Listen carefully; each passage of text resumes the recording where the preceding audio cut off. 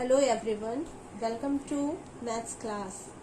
आज हम प्रश्नावली 4.1 पूर्णांक संख्याएं और उन पे डिपेंड समीकरण हल कीजिए एवं उत्तर की जांच कीजिए, ये पढ़ने जा रहे हैं। प्रश्न दूसरा, इसमें आपको एक समीकरण दिया गया है, वो है 2 कोष्टक में x ऋण 1 ऋण 3 कोष्टक के अंदर x ऋण 2 बराबर 4 गुणित कोष्टक के अंदर है x ऋण 3 धन 5 गुणित कोष्टक में है x ऋण 4। ये आपको एक समीकरण दिया गया है। इस समीकरण में चर और अचर दोनों प्रकार की राशियां हैं। चर राशि है x और अचर जो है वो है संख्याएं। तो आपको समीकरण को हल करना है और जो चर राशि है x उसका मान निकालना है, उसकी वैल्यू निकालनी है। और जब आप मान निकाल लेंगे उसके बाद अपने उत्तर की जांच करनी है। तो स्टार्ट करते हैं। ये जो आपका लेफ्ट हैंड साइड है और ये है राइट हैंड साइड। चाहे तो आप एक साथ हल करें या फिर अलग अलग, तो एक साथ ही हल करते हैं। तो सबसे पहला काम हमको ये करना होगा कि ये जो कोष्टक है उसे ओपन करना होगा, कोष्टक को खोलना होगा। तो कोष्टक खोलने के लिए कोष्टक के बाहर की जो संख्या है उसका कोष्टक के अंदर गुणा हो जाएगा और चिन्ह भी यदि है तो चिन्हों का भी गुणा होगा। जैसे ये पहला कोष्टक है, उसके सामने लिखा हुआ है 2, तो 2 का मैं अंदर गुणा करूंगी। 2 का गुणा पहले मैं करूंगी x से, तो ये हो जाएगा 2 गुणित x। फिर 2 का गुणा होगा 1 से, पहले ऋण का चिन्ह लगाएंगे और 2 का गुणा हम कर लेंगे 1 से, 2 गुणित 1। ये हमारा कोष्टक खुल गया। अब अगला कोष्टक हल करने के लिए ऋण 3 का गुणा करेंगे x से, ऋण 3 गुणित x। फिर ऋण 3 का गुणा करेंगे हम ऋण 2 से, ऋण 3 गुणित ऋण 2। ये हमने लेफ्ट हैंड साइड में जो समीकरण दिया हुआ है उसका ब्रैकेट ओपन किया। अब वैसे ही हम राइट साइड में करेंगे। 4 का गुणा x से, तो मैं लिख लूंगी 4 गुणित x। फिर 4 का गुणा 3 से, ये जो बीच में ऋण का चिन्ह है वो वैसे ही रहेगा, 4 गुणित 3। अब ये है धन 5 का गुणा x से, तो धन 5 गुणित x। फिर ऋण धन और ऋण का गुणा हो गया तो हो गया ऋण 5 का गुणा 4 से। ये मैंने कोष्टक खोल लिया। तो आप एक बात याद रखिए कि कोष्टक खोलने के लिए कोष्टक के बाहर की जो संख्या है उसका अंदर के सभी पदों से गुणा और उसके पहले चिन्हों का भी गुणा। जैसे 2 के सामने कोई चिन्ह नहीं है, यानी मान के चलते हैं कि ये धनात्मक है। इस धन का x के सामने कोई चिन्ह नहीं है, तो ये मान के चलिए आपकी धनात्मक है। तो दोनों धन और धन का गुणा हुआ तो धन, और जहां धन और ऋण का गुणा होगा तो ऋण। चिन्हों के गुणा पर आप विशेष ध्यान देंगे। जैसे ये 2 गुणित x है, 2 गुणित 1, ये सारे जो अलग अलग पद हैं इन सारे पदों को आपको गुणा करना पड़ेगा। 2 का x से आपने गुणा किया तो आपको मिलेगा 2x। फिर लगाएंगे माइनस का साइन। 2 का 1 से गुणा करेंगे तो आपको मिलेगा 2। ऋण 3 का x से गुणा करेंगे तो मिलेगा ऋण 3x। ऋण 3 का गुणा ऋण 2 से करेंगे तो मिल जाएगा धन 6। धन 6 इसलिए क्योंकि ऋण और ऋण का यदि गुणा होगा तो वो हो जाएगा धन। फिर बराबर का चिन्ह लगेगा। 4 का गुणा x से हुआ तो हो गया वो 4x।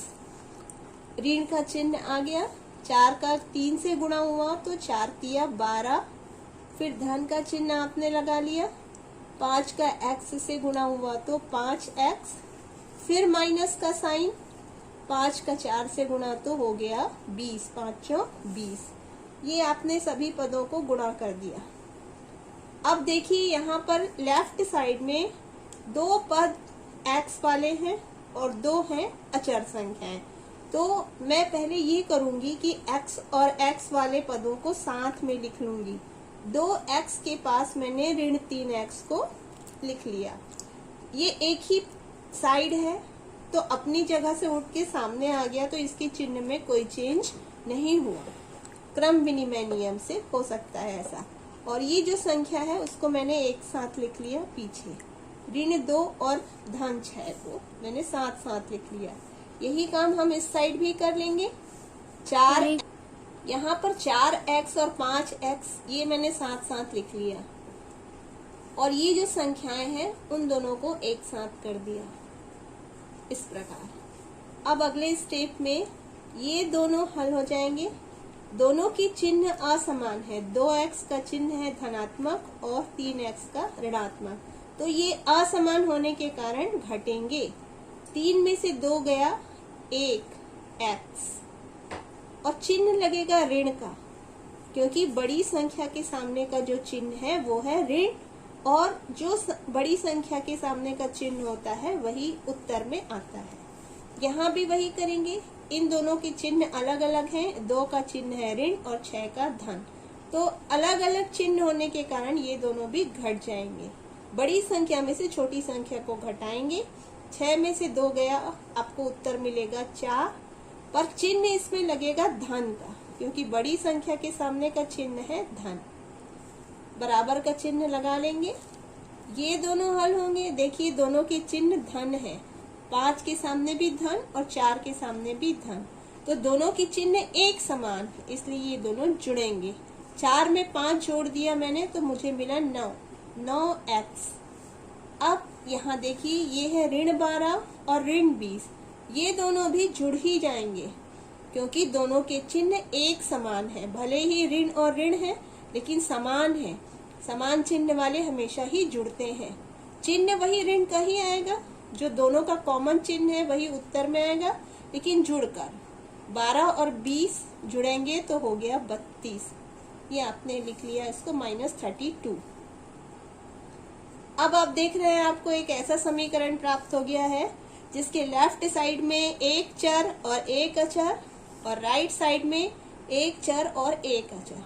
तो आप पक्षांतर करके अब हम चर को साथ में रख लेंगे और अचर को एक साथ। तो हम करेंगे पक्षांतर।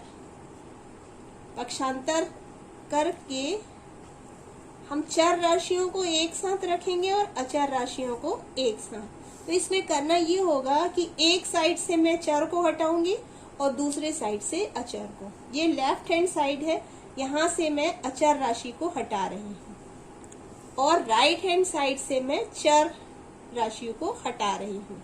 इसका मतलब है लेफ्ट हैंड साइड से 4 हटेगा और राइट साइड में चला जाएगा, और राइट हैंड साइड से चर हटेगा और लेफ्ट हैंड साइड में आ जाएगा। तो पहले जिसको हम नहीं हटा रहे हैं उसको लिख लेते हैं। -1x अपनी ही साइड में है, लेफ्ट हैंड साइड में, यानी कि बाएं पक्ष में, तो वो यही लिखा गया और बराबर का चिन्ह मैंने लगा दिया। और यहाँ पर -32 अपने ही साइड में है, वो भी नहीं हटा है, तो उसको भी वैसे ही का वैसे ही लिख दिया मैंने। ये ऐसा मैंने इसलिए किया ताकि आप कंफ्यूज ना हो। अब जिन चर और अचर को हम हटा रहे हैं उसका हम लिखेंगे। जैसे 9x हट रहा है, अपने साइड से हट रहा है, वो लेफ्ट साइड में जा रहा है। तो जब भी पक्षांतर होता है चिन्हों को बदल देते हैं या संक्रियाओं को बदल देते हैं। ये 9x यहाँ पर जुड़ रहा है, ये इधर आके हो जाएगा ऋण, घट जाएगा। तो मैंने यहाँ लिख दिया ऋण 9x।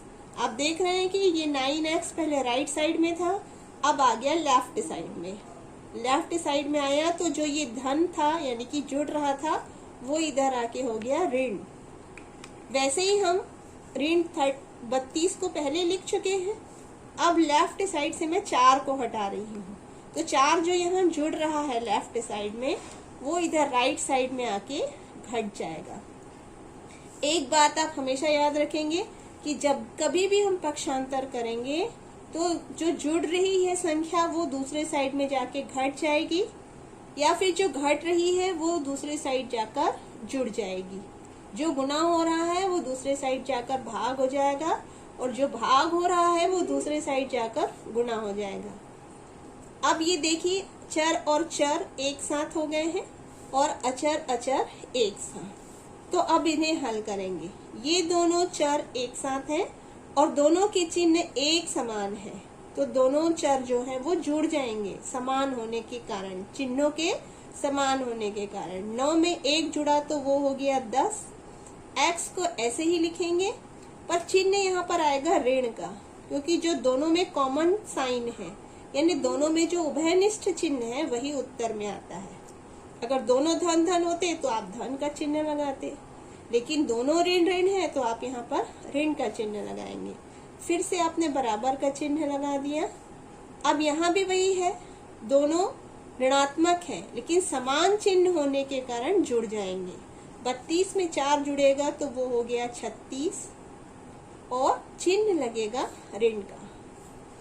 अब अभी भी x का वैल्यू आपको निकालना है तो x के पास जो संख्या है उसको हटाना पड़ेगा। फिर से आप यहाँ पर पक्षांतर करेंगे।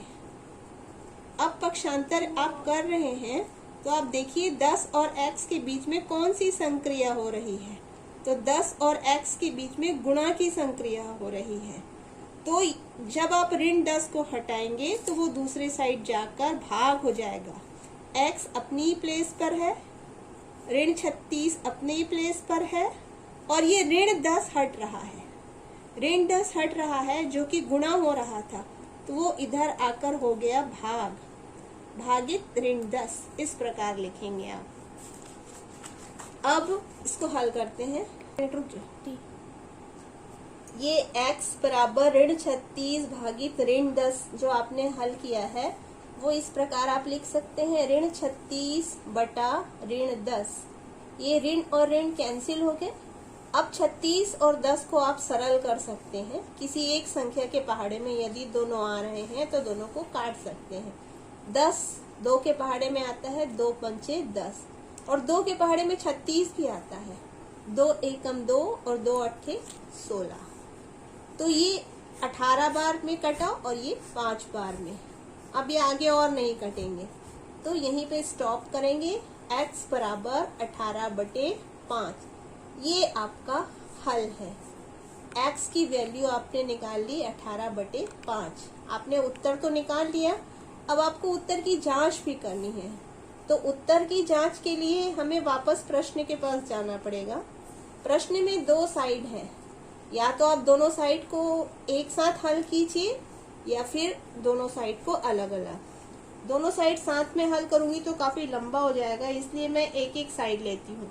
पहले मैं लेफ्ट हैंड साइड को हल करती हूँ। लेफ्ट हैंड साइड मैंने उतार लिया 2x - 1 - 3 इंटू x - 2। 2 गुणित x ऋण 1 कोष्टक के अंदर, ऋण 3 गुणित x ऋण 2 कोष्टक के अंदर। अब जहां पर भी x है वहां पर मैं जो मान निकाली हूँ वो उसके अंदर रख दूंगी, x की जगह पे उसकी वैल्यू पुट कर दूंगी। तो मैंने x की वैल्यू निकाली 18/5, तो मैं लिखूंगी x बराबर 18/5 रखने पर 2 मैं ऐसे ही लिखूंगी, x की जगह पे मैं लिख दूंगी 18/5 ऋण